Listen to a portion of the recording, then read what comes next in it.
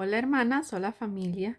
Quería darles un estudio, un repaso de una clase que tuvimos el día jueves que nos dio la hermana Raquelita. Yo la estuve repasando, saqué unos apuntes y quería compartirles a ustedes. Está basado sobre Santiago 4, del 4 al 6. Es ya la clase 17 de nuestro libro de Santiago, Crecer en Gracia. Entonces, recordemos lo que nos dice Santiago en estos versículos, que Santiago es directo, es fuerte, y recordemos lo que nos dice la palabra de Dios. Dice, oh almas adúlteras, ¿no sabéis que la amistad del mundo es enemistad contra Dios? Cualquiera pues que quiera ser amigo del mundo se constituye enemigo de Dios. ¿O pensáis que la escritura dice en vano, el espíritu que Él ha hecho morar en nosotros nos anhela celosamente, pero Él da mayor gracia? Por esto dice, Dios resiste a los soberbios y da gracia a los humildes. Hermanos, el mundo tiene un potencial de distraernos, engañarnos y envolvernos. Si no estamos en comunión con Dios, es más fácil caer. De ahí la importancia de ponernos la armadura de Dios todos los días. Ahora, ¿por qué una persona que se dice ser creyente también al mismo tiempo se siente bien compartiendo en contextos mundanos? Simplemente es porque no es creyente, no tiene el Espíritu Santo. Son simplemente personas religiosas que van a una iglesia o que dicen pertenecer a una iglesia, porque si tú estás habitado por el Espíritu Santo, no puedes por ningún punto de vista sentirte bien con el mundo, con menos con conversaciones vanas, con creencias erróneas. Cuando una persona tiene la sabiduría de lo alto, sabe hasta dónde llegar. El problema es que la gente no es sabia, por eso se involucra más allá de la línea que Dios establece. Basados en estos versículos, vamos a ver 3 puntos a considerar de esta enseñanza. El primero dice, Santiago nos dice en el versículo 4, o almas adúlteras. Nos hace ver la condición de las personas, de estas personas. Él nos enfrenta aquí al pecado directo. Se refiere acá a una condición espiritual que tienen estas personas. Vemos estos versículos que tengo aquí apuntados. Leamos, es Isaías 54:5. Dice, porque tu marido es tu hacedor, Jehová de los ejércitos es su nombre y tu redentor, el Santo de Israel, Dios de toda la tierra será llamado. Jeremías 3:13 nos dice lo siguiente, reconoce pues tu maldad, porque contra Jehová tu Dios has prevaricado y fornicaste con los extraños debajo de todo árbol frondoso, y no oíste mi voz, dice Jehová. Ezequiel 16, del 30 al 32 dice lo siguiente, cuán inconstante es tu corazón, dice Jehová el Señor, habiendo hecho todas estas cosas, obras de una ramera desvergonzada, edificando tus lugares altos en toda cabeza de camino y haciendo tus altares en todas las plazas. Y no fuiste semejante a ramera en que menospreciaste la paga, sino como mujer adúltera que en lugar de su marido recibe a ajenos. En el 35 Ezequiel termina con esto. Por tanto, ramera, oye palabra de Jehová. Por estas razones en estos versículos vemos la razón por qué Santiago llama almas adúlteras a estas personas.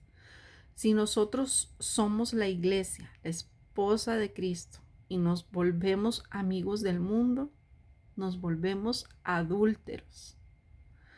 Vemos cómo le rompemos el corazón a Dios cuando comenzamos a ser infieles a Él por otros dioses.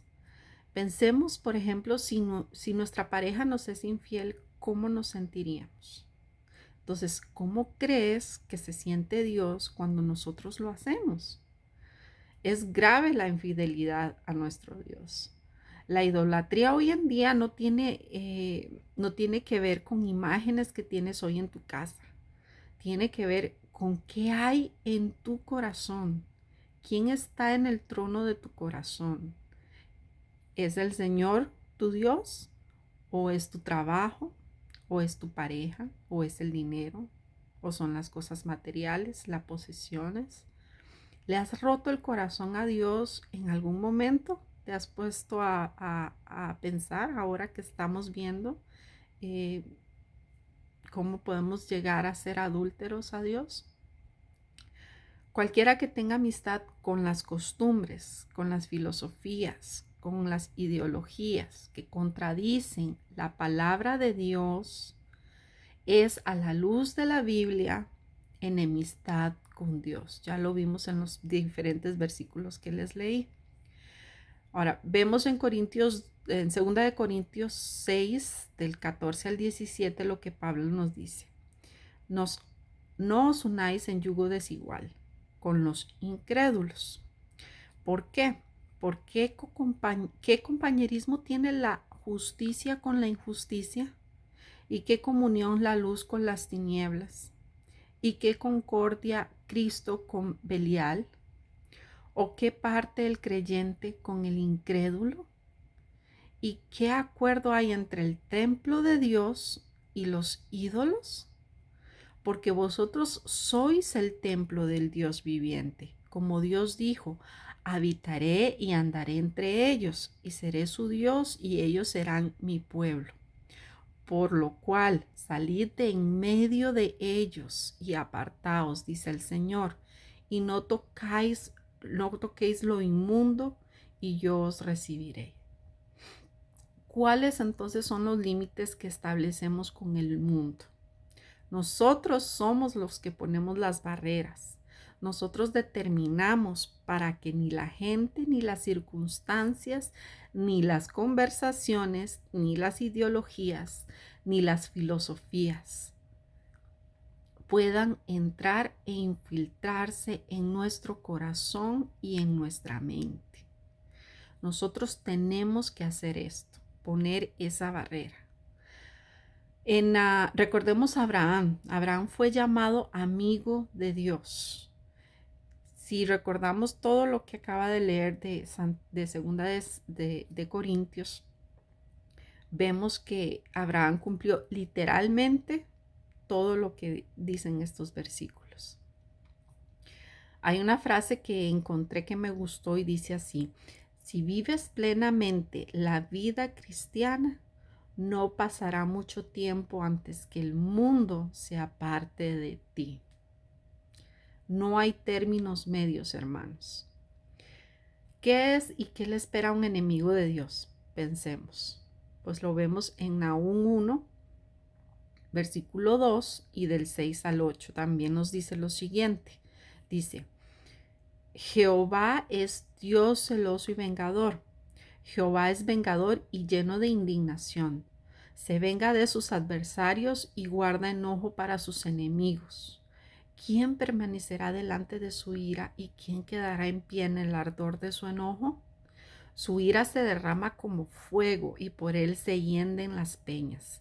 Jehová es bueno, fortaleza en el día de la angustia, y conoce a los que en él confían. Mas con inundación impetuosa consumirá a sus adversarios, y tinieblas perseguirán a sus enemigos. ¿Todavía quieres ser enemigo de Dios? El enemigo de Dios, ¿quién es? No es aquel que verbalmente lo dicen, aunque pueden haber personas que realmente lo digan verbalmente. Simplemente es una persona que no ha creído en Cristo.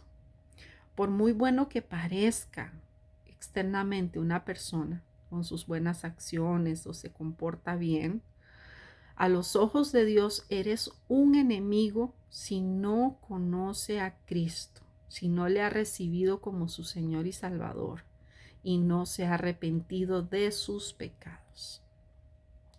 Hebreos 10:31 nos dice: horrenda cosa es caer en manos del Dios vivo. Romanos 5:10 nos dice, porque si siendo enemigos fuimos reconciliados con Dios por la muerte de su Hijo, mucho más estando reconciliados seremos salvos por su vida.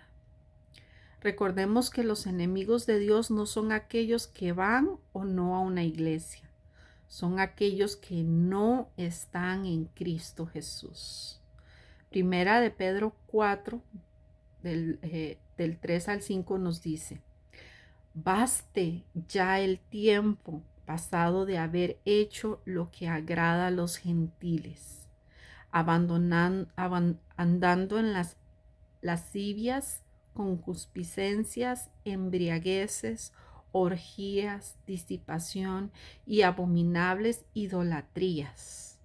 A esto les parece cosa extraña que vosotros no corráis con ellos en el mismo desenfreno de disolución y os ultrajan, pero ellos darán cuenta al que está preparado para juzgar a los vivos y a los muertos. ¿Cómo es posible que los supuestos creyentes quieran pasar más tiempo con los incrédulos que con sus propios hermanos, que con su familia, su propia familia de la fe? ¿Por qué? Primera de Juan 2:15 nos dice, nos recuerda, un versículo que tenemos que tener siempre presente. No améis al mundo, ni las cosas que están en el mundo. Si alguno ama al mundo, el amor del Padre no está en él. Bueno, ahora pasamos a ver un segundo punto de estas personas que nos está hablando Santiago en estos versículos, y es la indiferencia. En el versículo dice, cuando dice, en el 5 dice, o pensáis que la escritura dice en vano, el espíritu que él ha hecho morar en nosotros nos anhela celosamente. Hermanos, Dios nos ama con tan ardiente pasión que no puede soportar ningún otro amor supremo en los corazones de sus hijos. Es verdad que el Espíritu Santo mora en nosotros. Es verdad que somos propiedad de Dios. Y en virtud de esa realidad espiritual es que Dios nos quiere solo para Él. Por esta razón nos dice que somos templo del Espíritu Santo, que fuimos creados no solo físicamente, sino espiritualmente para adorarlo y exaltarlo solo a Él. Por eso nos dejó claramente la ley en Éxodo 20, donde nos dice, no tendrás dioses ajenos, no haréis esculturas de lo que está arriba en el cielo, en la tierra, ni debajo de la tierra, ni te inclinarás a ellas, porque yo soy un Dios celoso. Ahora, veamos otra característica de estas personas que habla Santiago, que es la soberbia. Nos lo hace ver en el versículo 6, donde dice, pero Él da mayor gracia. Por esto dice, Dios resiste a los soberbios y da gracia a los humildes. Ahora, ¿quién es un soberbio? Una persona que cree estar encima de los demás, una persona arrogante. Es tan grave la soberbia, hermanos, que los deja fuera de la mayor gracia de Dios. Por esto debemos entender la humildad. ¿Cómo reconocemos a una persona soberbia? Estas personas jamás reconocen su propia necesidad porque se creen algo. Jamás reconocen su dependencia de otros, menos de Dios, sino solo su autosuficiencia. Y una persona soberbia jamás reconoce su propio pecado. Dios no quiere que tengamos esta actitud. Él quiere que seamos humildes para recibir mayor gracia. Isaías 66:2 nos dice lo siguiente, mi mano hizo todas estas cosas y así todas estas cosas fueron, dice Jehová. Pero miraré a aquel que es pobre y humilde de espíritu y que tiembla a mi palabra, que hace la palabra de Dios su temor, que la respeta, que la obedece, que la tiene por prioridad en su vida. Mismo Isaías nos dice en el capítulo 54, versículo 15, porque así dijo el alto y sublime, el que habita la eternidad y cuyo nombre es el Santo. Yo habito en la altura y la santidad, y con el quebrantado y humilde de espíritu, para hacer vivir el espíritu de los humildes y para vivificar el corazón de los quebrantados. No puede haber en nosotros, hermanos, dualidad, ni de pensamientos, ni de actitudes, de obras entre el mundo y la iglesia o Dios. O somos o no somos. Cristo lo dijo en la siguiente forma, en Mateo 5:24. Ninguno puede servir a dos señores, porque o aborrecerá al uno y amará al otro, o estimará al uno y menospreciará al otro. No podéis servir a Dios y a las riquezas. Aquí nos deja ver Jesús que no hay términos medios.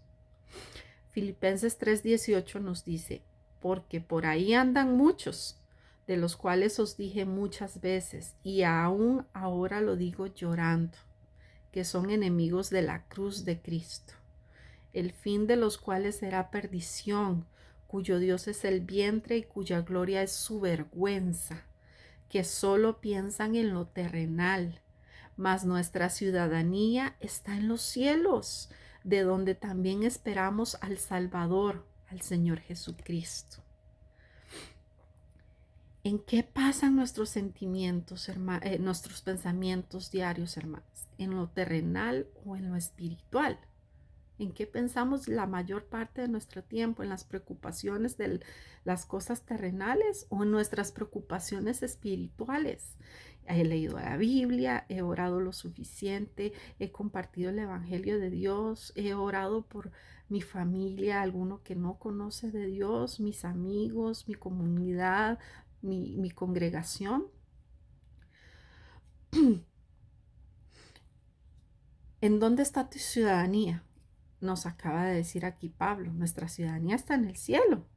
Entonces, ¿por qué apegarse al mundo si tú no eres de acá? ¿Por qué aferrarse a las cosas del mundo?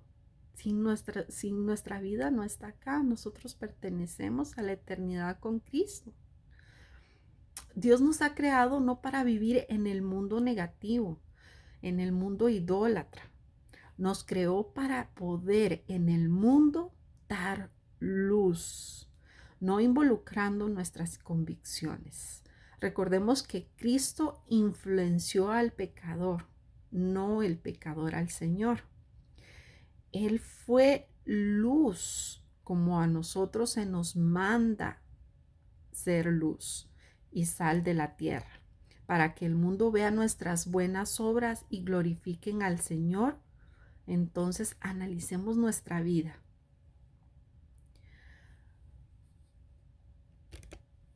¿Estamos involucrados en prácticas del mundo? ¿Con personas del mundo más allá de lo que Dios te permite? Si es así, meditemos, porque si es así, somos infieles delante de los ojos de Dios. Sometámonos al Señor, hermanos, para cambiar nuestro rumbo. Y si vamos a estar con el mundo, que sea para dar testimonio de la verdad y del Evangelio del Señor. Si no escuchan, simplemente apartémonos. Nos vamos. Sigamos influenciando al mundo con el Evangelio. Cuidado, porque la amistad del mundo se constituye en un enemigo de Dios. Estamos en tiempos muy cómodos y la misma iglesia está siendo probada. ¿Estás cómodo en tu vida espiritual? ¿Has perdido esa pasión por las almas? Encuentra los medios para seguir enviando el mensaje que Jesús nos encomendó, hermanos. De mi parte, yo quiero por medio de estos videos poder transmitir un poquito edificar por medio de la palabra de Dios, lo que nos habla, lo que nos exhorta, lo que nos quita el velo de nuestros ojos de cosas que estemos haciendo mal. Y tengo una oración aquí que encontré, que quiero leerles y que quiero que sea para ustedes, para cada persona que está viendo este mensaje. Es mi oración para ustedes y para mi vida y para toda nuestra vida, nuestras familias, nuestros conocidos. Dice así: te pedimos, Señor, que nos guardes del mal, que nos libres de tentación, porque el hecho de estar en el mundo nos vemos expuestos a presiones, filosofías, a ideas, a prácticas, a modas, Señor, que hacen doler tu corazón cuando nos involucramos en ellas. Ayúdanos, Señor, a marcar una diferencia radical en el mundo en el que nos desarrollamos, sencillamente porque nuestra ciudadanía no está aquí en la tierra, sino está en los cielos, donde también te esperamos, Señor. Ayúdanos a serte fiel hasta la muerte, que tu palabra pueda generar en nosotros el temor, la pasión y la lealtad a tu palabra. Señor, queremos ser humildes delante de ti, porque de esta forma recibiremos mayor gracia. Líbranos, Señor, también de la soberbia, de creernos que somos algo o que somos superiores a los demás. Tenemos el ejemplo tuyo, Señor, que siendo en forma de Dios, no escatimaste el ser igual a Dios como cosa que aferrarse, sino que viniste al mundo, te despojaste tomando forma de siervo y viniendo a una cruz a morir por nosotros. Esta es nuestra oración, Señor, en este momento. Y es mi oración para ustedes, para todos. Espero que haya sido de edificación, que estos estudios que estamos llevando entren en sus corazones y en sus mentes y puedan meditar. Recordemos que la amistad con el mundo es enemistad con Dios, que nuestra ciudadanía no es de este mundo, hermanos. Si es que no nos preocupemos por este mundo, no nos preocupemos por lo que nos falta, o por lo que realmente tenemos. Preocupémonos por lo que va a ser eterno y es nuestra vida con Cristo allá en el cielo. Dios les bendiga.